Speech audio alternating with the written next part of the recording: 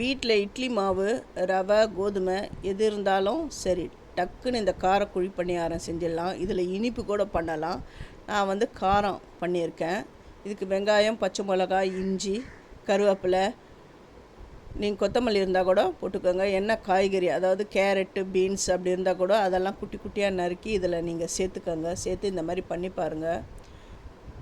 நம்ம தினமும் இட்லி, தோசை, பூரி, சப்பாத்தி இப்படி பண்ணுறத விட இந்த மாதிரி நீங்கள் செஞ்சு பாருங்கள். ஒரு டிஃப்ரெண்ட்டாகவும் இருக்கும், ரொம்ப டேஸ்ட்டாகவும் இருக்கும். இது ஸ்நாக்ஸாக கூட நம்ம செஞ்சுக்கலாம். பசங்க ஸ்கூல் விட்டு வந்தவுடனே இந்த மாதிரி செஞ்சுட்டு இதுக்கு வந்து சட்னி, எந்த கோகோனட் சட்னி, அப்புறம் ஆனியன் சட்னி எது இருந்தாலும் இதுக்கு சூப்பராக இருக்கும்.